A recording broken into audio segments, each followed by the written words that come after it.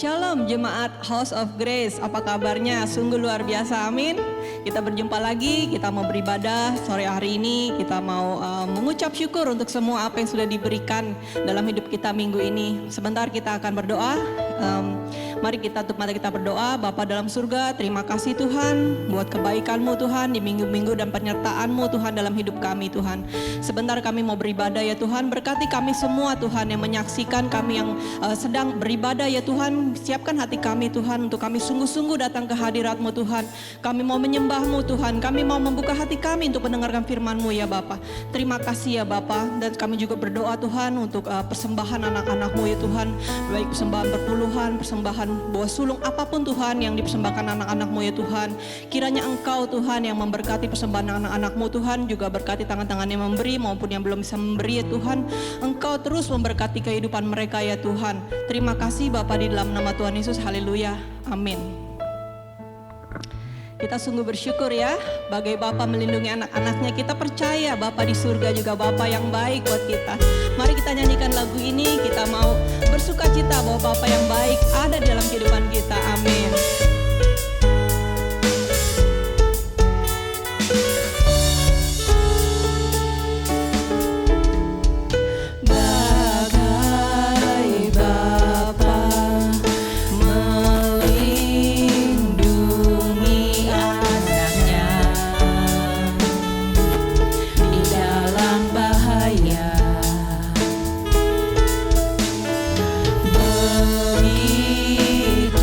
Begitulah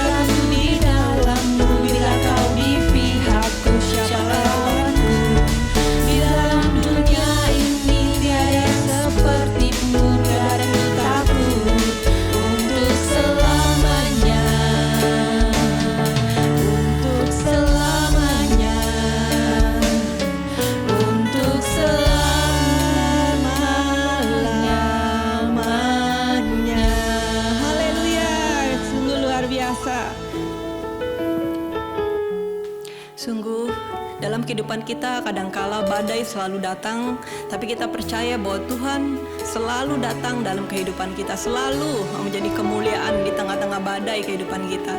Mari kita nyanyikan lagu ini dengan hati yang sungguh-sungguh percaya bahwa Tuhan kita adalah Tuhan yang menyertai kita.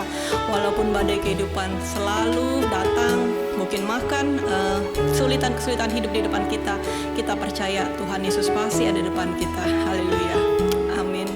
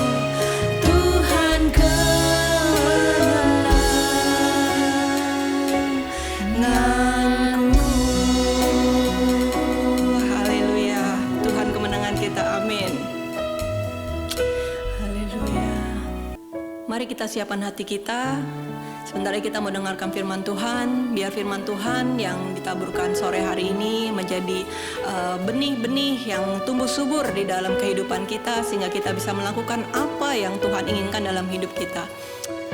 Mari kita sungguh-sungguh, kita mau mengundang hadirat Tuhan, menguasai hidup kita, menguasai tempat ini. Terima kasih Tuhan. Saat kami berkumpul, Roh-Mu bekerja, ajar kami memuliakan nama-Mu. Kala hati kami mulai menyembah, berkat-Mu atas kami Tuhan, berkat-Mu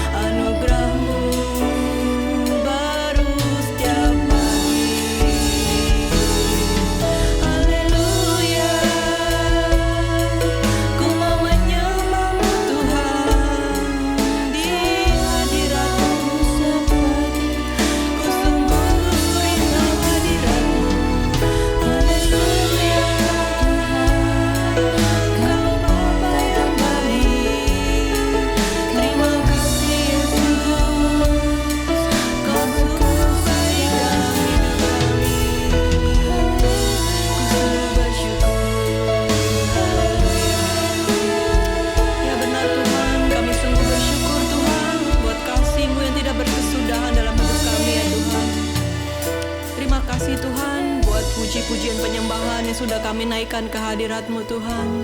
Sebentar kami mau mendengarkan firman-Mu Tuhan. Biarlah firman-Mu ini Tuhan menguatkan hidup kami Tuhan.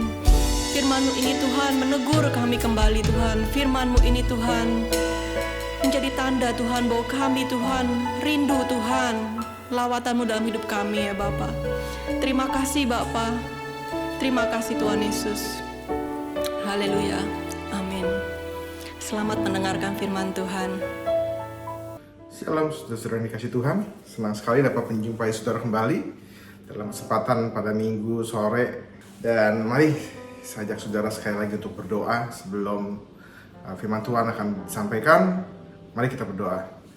Terima kasih Tuhan Yesus yang baik. Terima kasih Bapa, terima kasih Roh Kudus. Terima kasih untuk setiap kesempatan yang Kau berikan dalam kehidupan kami, untuk berbakti, memuji, membesarkan nama-Mu, untuk mendengarkan firman-Mu. Dan hamba-Mu saat ini berdoa, Tuhan, biarlah Kau urapi hamba-Mu, biarlah bukan hamba-Mu lagi yang berkata-kata, tetapi Roh Kudus-Mu yang berkata-kata melalui hamba-Mu, sehingga Engkau dapat menyampaikan, Tuhan, setiap pesan-Mu, Tuhan, melalui hamba-Mu ini, seluas-luasnya. Terima kasih, dan Engkau juga mengurapi, Tuhan, setiap jemaat-Mu yang mendengarkan, Tuhan, siaran ini, Tuhan, siaran online ini, Tuhan, biarlah Engkau mau urapi mereka, Engkau mau berkati mereka, Tuhan Yesus. Terima kasih. Kami siap mendengarkan firman-Mu. Hanya di dalam nama Tuhan kami berdoa. Haleluya. Amin. Oke.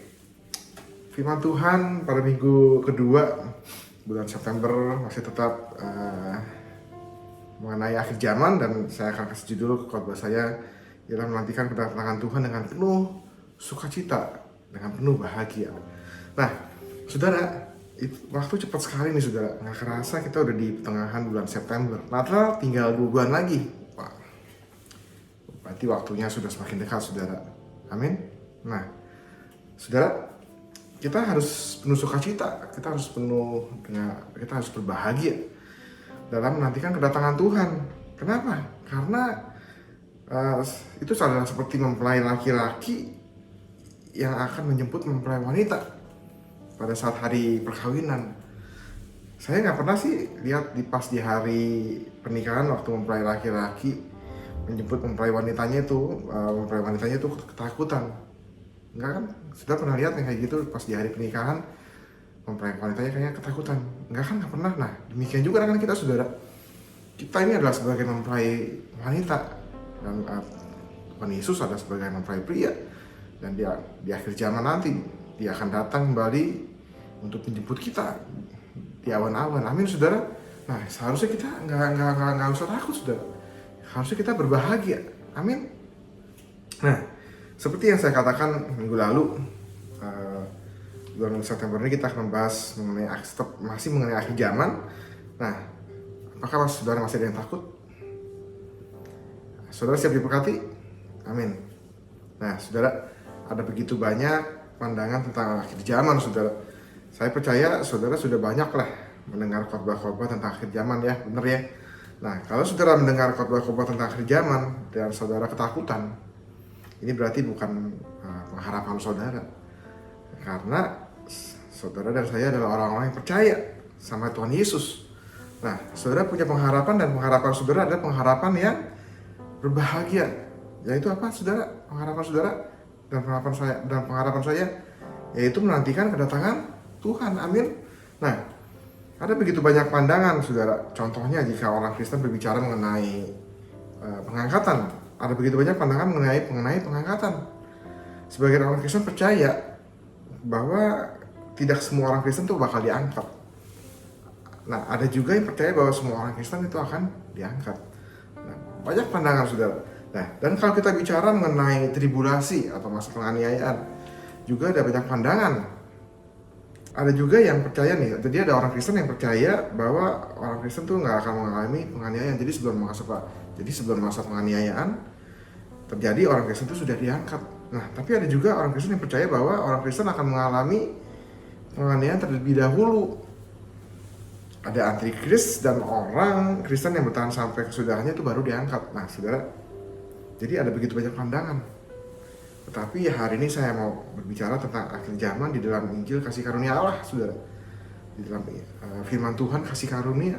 Nah, saudara, saya mau kasih tahu saudara, saudara dan saya adalah orang-orang yang hidup di dalam kasih karunia Tuhan. Itu sebabnya bagaimana saudara melihat atau menilai dan menginterpretasikan mengenai akhir zaman ini gimana? Apakah penuh dengan ketakutan atau penuh dengan kebahagiaan? Nah, kalau saudara dan saya bertumbuh dalam firman kasih karunia Tuhan, dan kalau saudara hidup di bawah kasih karunia Tuhan, saya percaya saudara akan melihat dan menilai akhir zaman ini dengan penuh sukacita, dengan penuh bahagia, bukan dengan ketakutan. Amin, saudara. Nah, dan saat ini sebelum kita masuk ke dalam topik-topik yang banyak orang Kristen bicarakan seperti pengangkatan, masa tribulasi, kedatangan Tuhan Yesus yang kedua, saya mau ngajak saudara nih untuk melihat dulu firman-firman Tuhan yang berhubungan dengan akhir zaman, ya, atau berhubungan dengan kedatangan Tuhan Yesus yang kedua, supaya ketika saudara masuk dalam topik-topik yang demikian, saudara sudah tidak tergoncangkan lagi. Saudara tetap percaya dan tetap teguh dalam firman Tuhan. Amin. Nah, saudara siap diberkati Tuhan? Ayo kita lihat firman Tuhan di Titus 2 ayat 11 sampai dengan 13. Saya akan bacakan Titus 2 ayat 11 sampai dengan 13. Demikian firman Tuhan. Karena kasih karunia Allah yang menyelamatkan semua manusia sudah nyata. Ia mendidik kita supaya kita meninggalkan kefasikan dan keinginan duniawi, dan supaya kita hidup bijaksana, adil, dan beribadah di dalam dunia sekarang ini. Dengan menantikan pengenapan pengharapan kita yang penuh bahagia dan pernyataan kemuliaan Allah yang Maha Besar dan Juru Selamat kita, Yesus Kristus. Nah, saudara, saya mau saudara mengerti nih, kasih karunia Allah itu memiliki 3 dimensi. Apa itu? Yang dimensi pertama ialah dimensi di masa lampau. Dimensi yang kedua adalah dimensi masa sekarang ini, dan dimensi yang ketiga adalah dimensi di masa yang akan datang. Nah, kita baca nih di ayat 11 nih. Karena kasih karunia Allah yang menyelamatkan semua manusia sudah nyata. Nah, apa arti dari sudah nyata? Jadi artinya yaitu sudah terjadi atau sudah dinyatakan. Nah, kapan kasih karunia Allah yang menyelamatkan semua manusia sudah dinyatakan? Nah, saudara, setiap tahun saudara dan saya merayakan Natal. Setiap tahun saudara dan saya itu merayakan kelahiran Juru Selamat kita, yaitu Tuhan Yesus Kristus. Nah, waktu Allah datang ke dunia ini sebagai manusia, saudara, dilahirkan sebagai seorang bayi. Itulah saatnya kasih karunia Allah yang menyelamatkan semua manusia itu dinyatakan, saudara. Kenapa? Karena kasih karunia Allah itu bukan doktrin, saudara. Kasih karunia itu bukanlah pengajaran, tetapi kasih karunia itu adalah sebuah pribadi. Siapakah dia? Gak lain dan gak bukan adalah Tuhan Yesus. Nah, Yesus itu adalah kasih karunia. Kasih karunia itu adalah Yesus. Nah, saudara masih ingat peristiwa di rumah Zakheus? Waktu itu Yesus berkata kepada Zakheus, hari ini keselamatan telah terjadi atas rumah ini. Nah, bagaimana keselamatan bisa terjadi atas rumah Zakheus? Nah, itu karena kasih karunia yang menyelamatkan semua manusia dalam bentuk pribadi datang ke rumah Zakheus. Siapakah dia, saudara? Yesus. Nah, selanjutnya Yesus berkata begini nih, Anak manusia datang untuk mencari dan menyelamatkan yang hilang. Nama Yesus dalam bahasa Ibrani terjemahannya apa, saudara? Itu Yeshua, yang artinya ialah salvation, Juru Selamat. Nah, jadi kasih karunia Allah dalam bentuk sebuah pribadi yang menyelamatkan manusia tuh sudah datang ke dalam dunia ini. Nah, ini berbicara tentang kasih karunia di masa lampau, di dimensi masa lampau. Nah, bagaimana dengan kasih karunia di masa sekarang ini nih? Ini ada di ayat 12, mari kita baca ayat 12 yang tadi, kita lanjutkan. Ia mendidik kita supaya kita meninggalkan kefasikan dan keinginan duniawi, supaya kita hidup bijaksana, adil, dan beribadah di dalam dunia sekarang ini. Nah, saudara, apa yang kasih karunia lakukan pada dimensi sekarang? Nah, ia mendidik kita supaya kita meninggalkan kefasikan dan keinginan-keinginan duniawi, dan supaya kita hidup bijaksana, adil, dan beribadah di dalam dunia sekarang ini. Nah, apa yang terjadi sekarang ini, saudara? Saudara bisa menyaksikan ibadah online ini nih adalah sebuah kasih karunia. Saudara dididik. Tapi banyak orang berkata, oh kita harus mendidik orang lain supaya orang lain meninggalkan kefasikan, meninggalkan keduniawan. No, saudara, bukan saudara yang mendidik. Alkitab tidak mengatakan saudara yang mendidik, tapi kasih karunia yang mendidik. Amin, saudara. Nah, itulah sebabnya saya menghimbau kepada saudara harus tetap bertumbuh di dalam firman kasih karunia. Paulus berkata nih dalam Kisah Rasul 20 ayat 32, aku menyerahkan kamu kepada firman kasih karunia yang berkuasa membangun kamu. Nah, ketika saudara bertumbuh dalam firman kasih karunia, maka satu persatu kefasikan demi kefasikan saudara tinggalin. Amin. Satu persatu keinginan duniawi saudara tinggalin. Nah, kasih karunia mendidik saudara. Amin. Nah, jadi kasih karunia akan mendidik saudara dan akan mengubahkan saudara dari dalam keluar. Jadi ini yang kasih karunia lakukan pada dimensi yang sekarang ini, saudara, yaitu kasih karunia mendidik saudara. Nah, saudara, ada contoh yang bagus, saudara. Kalau saudara melihat ada sebuah pohon yang sudah mulai layu nih, itu berarti kan ada daun-daun kering di sana ya, saudara ya. Nah, waktu pohon itu mulai lagi disiram gitu kan, nah itu ada kehidupan lagi mengalir. Nah, saudara lihat dah, daun-daun yang kering biasanya tuh kalau pohon udah mulai layu terus kita mulai siram lagi akarnya, ya kita siramin lagi lah pokoknya. Itu biasanya daun-daun yang kering itu akan rontok tuh dengan sendirinya, bener ya saudara ya. Jadi biasanya dia akan rontok dulu. Karena apa? Karena daunnya sudah kering gitu loh, udah nggak berguna lagi. Nah, tetapi kalau saudara coba-coba untuk potesin tuh daun-daun yang kering, saudara, maka ada kemungkinan saudara akan melakukan hal yang salah. Mungkin daun-daun yang seharusnya nggak perlu dipetik yang masih hijau itu akan ikut kepetik nggak sengaja. Tetapi waktu kasih karunia bekerja, waktu kita mulai menyiram pohon itu, ada kehidupan baru mengalir, ada kasih karunia. Nah, daun-daun yang kering itu akan rontok dengan sendirinya, amin, dan akan tumbuh daun-daun yang baru. Nah, daun-daun yang hijau itu akan tetap tinggal dan bahkan akan muncul daun-daun hijau yang baru, amin, saudara. Jadi seperti itu ilustrasinya. Jadi kalau itulah yang dikerjakan kasih karunia di masa sekarang ini. Jadi kasih karunia itu mendidik, membentuk saudara, sehingga dari dalam keluar, sehingga saudara akan meninggalkan kefasikan demi kefasikan dan meninggalkan keduniawian dan demi keduniawian, sehingga hidup saudara semakin hari semakin seperti Yesus. Amin, saudara.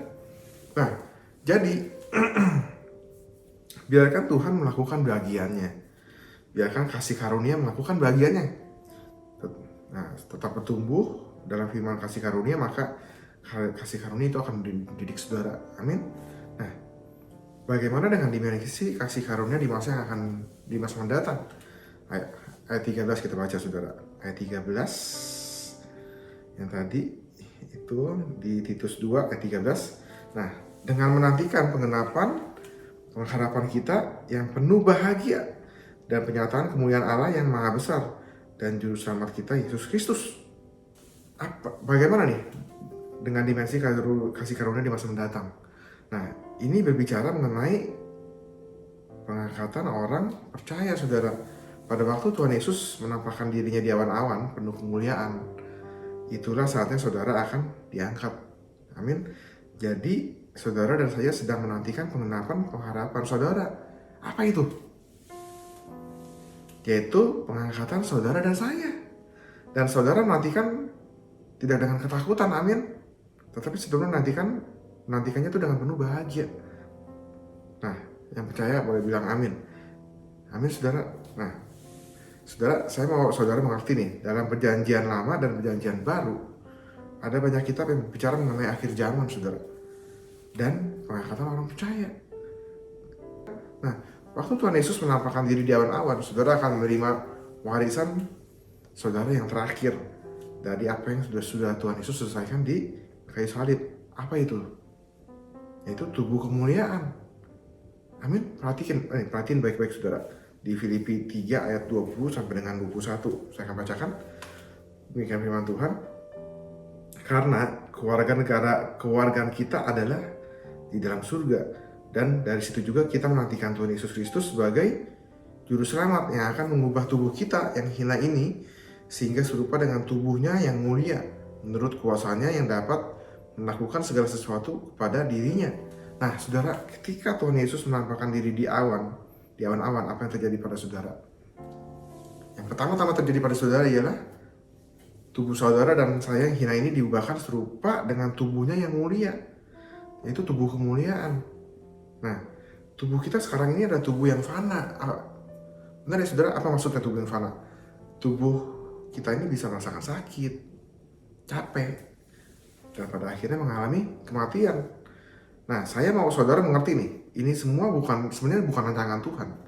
Pada waktu Tuhan pertama kali menciptakan manusia, Tuhan nggak pernah merancangkan manusia itu untuk mati, saudara. Dia merancangkan manusia itu untuk hidup selama-lamanya. Dia nggak pernah menyebut berapa umur manusia kan?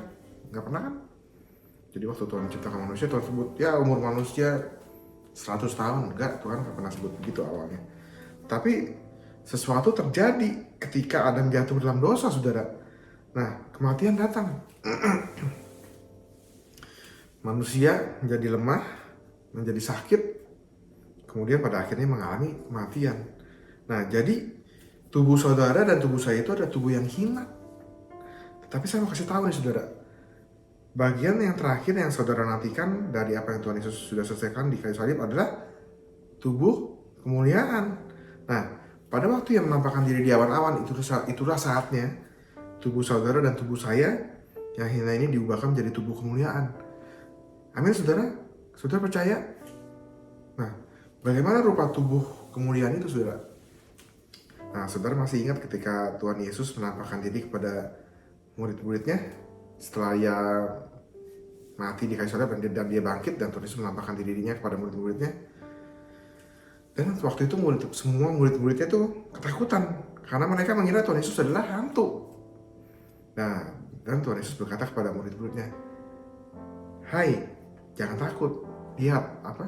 Ini aku. Lihatlah, rabalah." Disuruh raba tangannya. Nah, hantu nggak punya daging, saudara, dan nggak punya tulang. Tapi waktu itu Tuhan Yesus ada dagingnya, ada tulangnya. Kemudian Tuhan Yesus berkata lagi kepada mereka, "Adakah makanan padamu?" Nah, pada waktu itu mereka memberi Yesus makan ikan goreng. Mereka semua berbahagia. Nah, saudara, sekalipun tubuh saudara sudah diubahkan nih, sekalipun tubuh saudara dan tubuh saya sudah diubahkan serupa dengan tubuh yang mulia, nah, saudara masih bisa tetap makan, saudara. Saya percaya nih orang-orang yang suka makan akan berbahagia nih mendengar ini nih. Karena ada begitu banyak makanan enak, saudara masih tetap bisa makan. Nah, apakah saudara berbahagia mendengar hal ini? Nah, bahagia ya saudara? Harusnya saudara bahagia. Tetapi banyak orang Kristen yang gak berbahagia mendengar hal ini. Kenapa? Karena sebagian orang Kristen percaya bahwa tidak semua orang Kristen akan diubah. Tidak semua akan diangkat. Nah, apakah benar demikian? Nah, kita lihat nih apa yang Paulus katakan. Perhatikan baik-baik. Oke? Kita buka di 1 Korintus 15 ayat 51 sampai dengan 55. Saya bacakan ayat 51 sampai 52 dulu ya. Demikian firman Tuhan. "Sesungguhnya aku menyatakan kepadamu suatu rahasia. Kita tidak akan mati semuanya, tetapi kita semuanya akan diubah." Nah, kita semuanya akan diubah dalam sekejap mata pada waktu bunyi nafiri yang terakhir. Sebab nafiri akan berbunyi dan orang-orang mati akan dibangkitkan dalam keadaan yang tidak dapat binasa. Dan kita semua akan diubah. Nah, saudara, apa artinya rahasia? Gak semua orang Kristen mengerti dan gak semua orang Kristen tahu. Sehingga banyak orang Kristen yang sebagian percaya kita nih semua diangkat dan sebagian lagi percaya tidak semua orang Kristen ini diangkat. Nah, saudara, Paulus menyatakan kepada kita satu rahasia, yaitu kita tidak akan mati semuanya, tetapi kita semua akan diubah. Nah, saudara, Paulus sampaikan hal sampai 3 kali ini mengatakan kita semua. Nanti saudara baca lagi di ayat yang tadi kita baca sampai 3 kali, kita semua. Karena Paulus memberikan penekanan, saudara. Nah, saudara tahu Paulus mengatakan hal ini kepada siapa? Yaitu kepada jemaat di Korintus. Nah, saudara, jemaat Korintus adalah jemaat yang paling bandel. Nah, nanti ada waktu khusus saya akan membahas jemaat di Korintus secara rinci. Tetapi secara global nih, jemaat di Korintus itu adalah jemaat yang paling bandel. Nah, ada apa? Kenapa bandel? Ada perselisihan di sana tuh, di jemaat Korintus itu ada perselisihan. Orang saling menuntut. Ada perzinahan, ada pencabulan, ada penyembahan berhala. Ada begitu banyak dosa di sana, saudara. Tetapi Paulus berkata kepada mereka seperti ini, kita semua nih nggak akan mati nih, kita semua akan diubah. Bayangin, saudara. Nah, saudara, bukan berarti saya mengajarkan saudara dapat berbuat dosa seenak-enaknya. Enggak, saudara. No, saya nggak mengajarkan itu, jangan salah ya. Nanti dibilang saya ngajarin kita bisa berbuat dosa seenak-enaknya, tapi kita tetap bisa diselamatkan. Enggak, saya nggak mengajarkan seperti itu.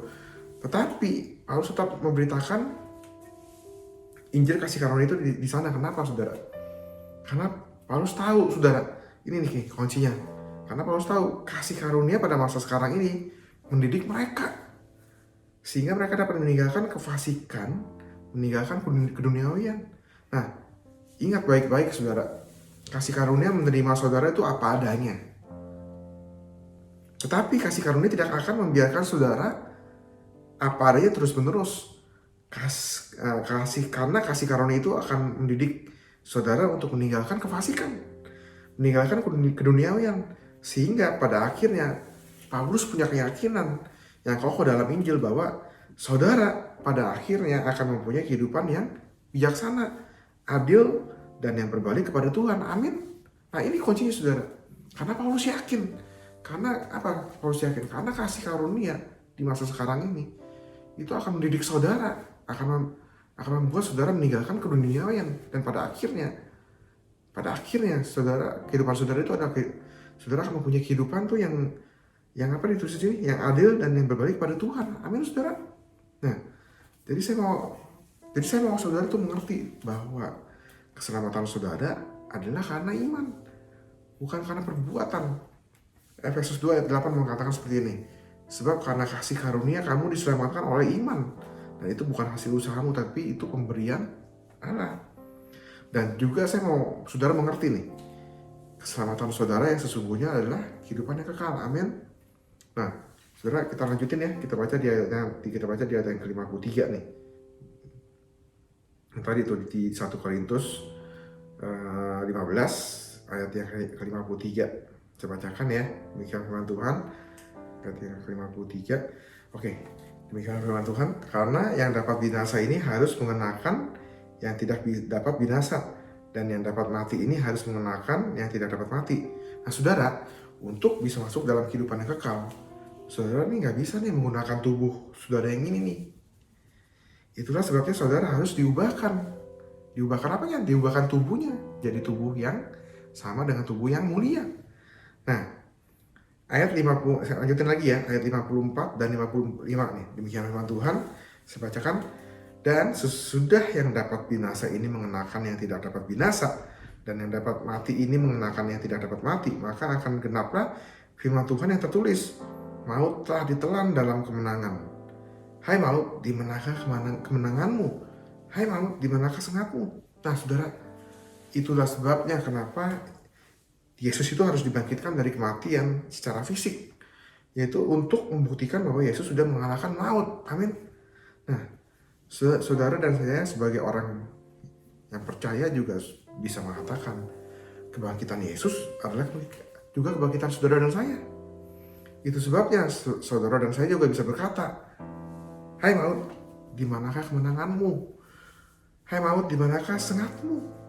Nah, kehidupan saudara itu dimulai dari kebangkitan Yesus. Itu sebabnya saudara tidak akan pernah mengalami kematian. Amin. Nah, mungkin saudara berkata nih, tapi kan suatu saat nanti kita akan mati. Bener ya? Jantung kita akan berhenti berdetak. Bener ya saudara, kita semua nanti akan mati. Jantung kita ini akan berhenti berdetak. Nah, itulah saatnya saudara. Ketika jantung berhenti berdetak, maka saudara akan bertemu muka demi muka dengan Yesus. Gak ada penyakit, gak ada penderitaan, hutang bebas. Dan ini yang saya percaya saudara. Kalau saudara nggak percaya nggak apa-apa. Yaitu semua orang Kristen yang mati, sekalipun mereka mati dengan cara yang paling mengerikan nih saudara. Misalnya nih, naik pesawat, pesawatnya jatuh. Saya percaya nih, sebelum pesawatnya itu menyentuh bumi, Tuhan tuh udah angkat mereka. Amin saudara. Jadi mereka tuh nggak mengalami kematian. Mereka tuh udah bertemu muka dengan Yesus. Amin. Nah, kalau saudara mengerti ini, saudara tidak akan pernah takut akan kematian. Amin. Karena kematian sudah dikalahkan oleh kebangkitan Yesus. Nah, oleh karena itu kalau saya naik pesawat atau saya naik mobil, saya nggak pernah takut lagi akan kematian. Bukan berarti saya naik mobilnya ugal-ugalan, kebut-kebutan. Saya nggak takut mati, bukan begitu ya. Tapi maksudnya saya tuh udah nggak takut lagi akan kematian, saudara. Kenapa? Karena saya percaya. Saya tuh dilindungi. Saya hidup dalam kuasa kebangkitan. Amin. Saya percaya. Apakah saudara percaya? Nah, jadi Paulus nih di sini menyatakan suatu rahasia kepada jemaat di Korintus. Dan Paulus sangat konsisten loh, saudara. Dia berkata begini juga nih kepada jemaat di Tesalonika nih. Kita buka ayatnya nih ya. Di 1 Tesalonika 4 ayat 13 sampai dengan 18. Nah, saya akan bacakan ayat 13 dulu. Selanjutnya, kami tidak mau saudara-saudara bahwa kamu tidak mengetahui tentang mereka yang meninggal, supaya kamu jangan berduka cita seperti orang-orang lain yang tidak mempunyai pengharapan. Nah saudara, jadi saudara dan saya sedang menantikan kedatangan Tuhan. Amin. Nah, selama kita menantikan kedatangan Tuhan nih, kita nggak tahu kan kapan kedatangan Tuhan itu kan ya. Tapi mungkin ada dari anggota keluarga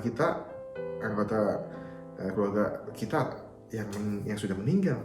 Mungkin saudara bertanya nih, apa sih yang terjadi sama mereka yang sudah meninggal dalam Tuhan? Ini yang sudah meninggal dalam Tuhan ya saudara. Nah, Paulus berkata begini nih. Ada di ayat selanjutnya, ada di ayat 14. Saya bacakan. Karena jikalau kita percaya bahwa Yesus telah mati dan telah bangkit, maka kita percaya juga bahwa mereka yang telah meninggal dalam Yesus akan dikumpulkan Allah bersama-sama dengan Dia. Amin. Nah, pertanyaan saya nih saudara, apa kriteria orang mati yang dikumpulkan Allah bersama-sama dengan Yesus dalam kerajaan surga? Apa? Simple, rahasia simple banget saudara. Yaitu apa? Percaya apa? Percaya bahwa Yesus sudah mati dan percaya bahwa Yesus sudah bangkit. Amin. Nah, jadi semua anggota keluarga saudara yang sudah meninggal di dalam Tuhan, sekarang mereka semua sedang ada bersama-sama dengan Yesus dalam kerajaan surga. Amin. Nah, bukan saya yang ngomong saudara, ini ya Alkitab yang bilang tadi. Nah, sekarang bagaimana nih dengan orang yang masih hidup sampai dengan kedatangan Tuhan? Apa yang terjadi? Kita baca ayat selanjutnya saudara, di ayat 15. Nah, saya bacakan. Ini kami katakan kepadamu dengan firman Tuhan. Kita yang hidup, yang masih tinggal sampai kedatangan Tuhan, sekali-sekali tidak akan mendahului mereka yang telah meninggal. Nah saudara, banyak yang berkata begini saudara, ini kan perkataan Paulus, ini kan idenya Paulus, ini kan pemikirannya Paulus. Oh no. Jadi apa yang Paulus tulis di sini bukan idenya dia saudara, bukan pemikirannya dia, tetapi semua yang Paulus katakan adalah pewahyuan yang Paulus terima dari firman Tuhan. Nah, lalu apa yang terjadi dengan kita dan apa yang terjadi dengan orang-orang yang sudah meninggal? Di ayat 16 sampai dengan 18 saya akan bacakan. Sebab pada waktu tanda diberi, yaitu pada waktu penghulu malaikat berseru dan sangkakala Allah berbunyi, maka Tuhan sendiri akan turun dari surga dan mereka yang mati dalam Kristus akan lebih dahulu bangkit. Nah, ingat saudara, mempelai laki-laki menjemput mempelai wanita. Siapa mempelai wanita? Gereja, orang-orang percaya, yaitu saudara dan saya. Nah, kita seharusnya berbahagia saudara, amin, bukannya ketakutan, amin. Nah, ayat yang ke 17, sesudah itu kita yang hidup, yang masih tinggal, akan diangkat bersama-sama dengan mereka dalam awan menyongsong Tuhan di angkasa. Demikianlah kita akan selama-lamanya bersama-sama dengan Tuhan. Nah, saudara, waktu Tuhan Yesus datang kedua kali di awan-awan, saudara dan saya akan diangkat Yesus bersama-sama dengan mereka yang sudah meninggal menyongsong Tuhan di awan-awan. Waduh, ini luar biasa ya. Ini kalau sampai kejadian nih saudara, dan kita nggak tahu ini kapan, tapi rasanya sudah semakin dekat. Ini kalau kita mengalami hal seperti ini, aduh luar biasa saudara. Senang sekali ya. Ini adalah pengenapan dari pengharapan kita yang terakhir nih saudara. Yaitu keselamatan kita, kehidupan kekal kita. Tubuh kita akan diubahkan. Kita akan bersama-sama menyongsong Tuhan di awan-awan. Bersama-sama dengan semua saudara-saudara kita yang sudah meninggal, yang sudah mati, dibangkitkan, dan tubuhnya diubahkan menjadi tubuh kemuliaan sama seperti kita juga. Nah, kita akan bersama-sama dengan mereka yang sudah meninggal menyongsong Tuhan di awan-awan. Nah, demikianlah saudara dan saya akan tinggal bersama-sama dalam kerajaan surga untuk selama-lamanya. Amin. Bilang sama sebelah saudara, kita semua akan diangkat. Amin. Nah, ayat yang ke 18, karena itu hiburkanlah seorang akan yang lain dengan perkataan-perkataan ini. Nah, apa yang terjadi sekarang saudara? Banyak orang Kristen yang bukan menghibur saudara, banyak orang Kristen yang nakut-nakutin. Jadi bilang, oh kamu gak bakal diangkat loh, kamu gak bakal diangkat loh. Oh, jangan begitu saudara, jangan nakut-nakutin. Amin. Nah, saudara, Paulus sudah membukakan rahasia. Karena itu kita sebagai mempelai wanita nih, sebagai gerejanya nih, sebagai orang-orang yang percaya, kita harus berbahagia waktu menantikan kedatangan Tuhan. Amin, saudara. Nah, jadi saudara ingat baik-baik, saudara dan saya adalah orang-orang yang hidup di bawah kasih karunia. Di masa lampau, kasih karunia itu apa tadi? Sudah menyelamatkan hidup saudara dan saya. Itulah yang sudah dikerjakan kasih karunia di dimensi masa lampau. Ya, amin. Tuhan Yesus sudah datang dalam bentuk wujud manusia. Tuhan Yesus itu adalah kasih karunia. Dia sudah menyelamatkan kita. Nah, di masa sekarang, kasih karunia itu mendidik saudara dan saya. Nah, mungkin masih ada sih kefasikan, masih ada dosa. It's okay, saudara. Kasih karunia itu menerima saudara apa adanya. It's okay ini bukan berarti saya kompromi dengan dosa. Ingat ya, jangan salah. Sekali lagi jangan salah. It's okay ini maksudnya kasih karunia itu menerima saudara apa adanya.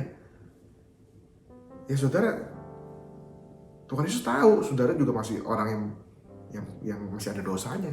Kita semua di sini juga masih berdosa, nggak ada orang yang sempurna. Ini maksudnya kasih karunia menerima saudara apa adanya. Tetapi seperti yang saya bilang tadi, kasih karunia itu tidak akan membiarkan saudara tuh apa adanya terus-terusan gitu loh. Kasih karunia itu akan mendidik saudara. Amin. Nah, terus mendengar firman, terus bertumbuh dalam firman, saudara akan dibuahkan dari dalam dan keluar. Nah, dan di masa mendatang saudara, kasih karunia akan membuat saudara berbahagia menantikan pengharapan saudara, yaitu keselamatan saudara, yaitu hidup yang kekal. Karena kita sudah tahu rahasianya ya saudara, yaitu kita yang percaya bahwa Yesus sudah mati buat kita dan Yesus sudah bangkit buat kita. Kita yang percaya nih, waktu Tuhan Yesus datang di awan-awan, kita semua akan diubahkan, tubuh saudara akan diubahkan menjadi serupa dengan tubuh yang mulia, dan kita akan menyongsong dia di awan-awan dan tinggal dalam rumah Tuhan untuk selama-lamanya. Amin. Jadi saudara excited ya, saudara harus berbahagia, gak ada lagi yang takut. Amin. Iya dong, Tuhan sudah kasih garansi sama kita. Kita pasti akan diangkat semua, kita pasti akan diselamatkan, kita pasti akan diubahkan. Kuncinya satu apa? Tadi simple. Kita percaya bahwa Tuhan Yesus sudah mati dan Tuhan Yesus sudah bangkit kembali. Simple kayak gitu, hanya percaya. Dan saya percaya banget kasih karunia menerima saudara apa adanya. It's okay. Saat ini saudara masih ada dosa, masih ada keduniawian, masih ada kefasikan. Tapi saya juga percaya kasih karunia itu gak akan membiarkan saudara tuh selama-lamanya apa adanya. Di masa sekarang ini kasih karunia itu akan mendidik saudara.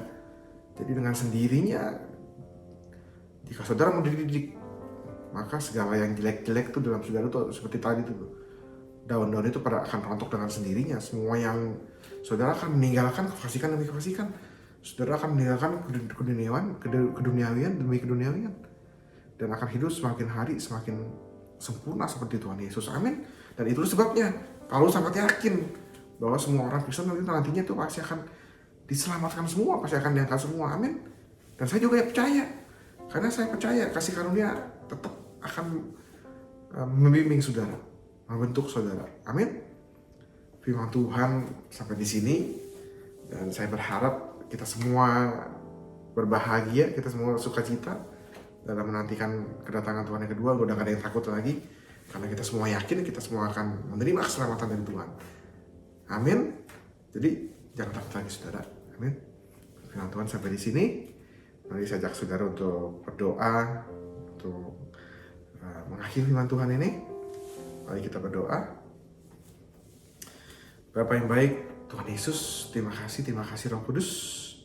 Terima kasih untuk firman-Mu pada sore hari ini yang mengajar kami bahwa kami seharusnya nggak takut untuk menantikan kedatangan-Mu. Seharusnya kami berbahagia, seharusnya kami penuh dengan sukacita karena kami yakin Tuhan, kami punya pengharapan yang pasti di mana kami akan diselamatkan. Dan kami percaya Tuhan, dengan bantuan kasih karunia-Mu, Engkau akan membentuk kami, Engkau akan mendidik kami sehingga kami akan layak Tuhan Yesus untuk diselamatkan. Kami akan layak untuk menerima keselamatan itu. Terima kasih. Kami percaya Tuhan, gak ada lagi roh ketakutan, tetapi yang ada adalah roh sukacita, damai sejahtera, roh. Dan kami semua akan berbahagia. Dan kami semua akan excited untuk menantikan kedatangan-Mu yang kedua. Terima kasih Tuhan Yesus.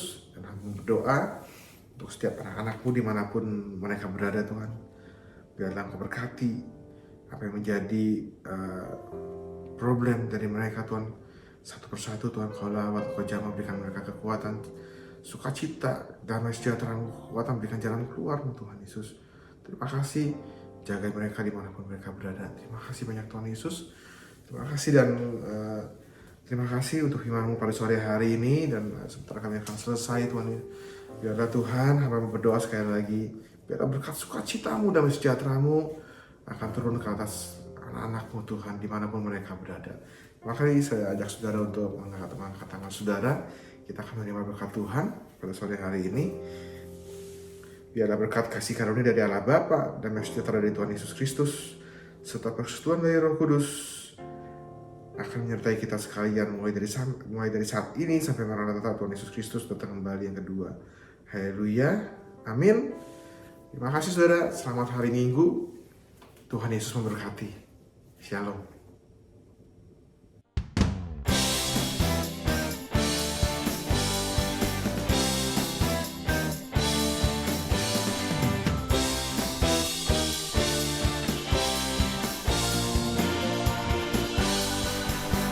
Bersorak-sorailah bagi Allah, angkatlah lagu, bunyikan rebana. Tuhan telah angkat semua bebanku, Dia Tuhan kemenanganku. Bersorak-sorailah bagi Allah, ayunkan langkahmu, derapkan kakimu. Tuhan telah tebus semua dosaku, Dia Tuhan pembebasku.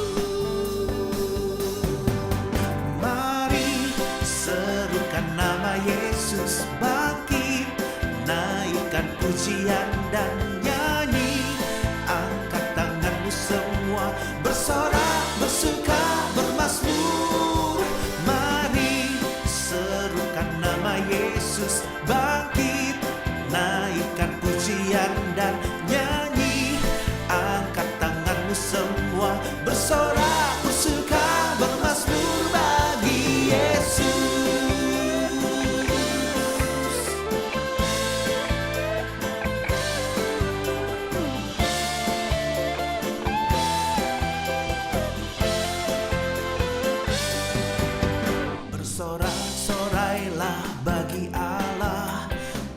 Langkahkan langkahmu, derapkan kakimu.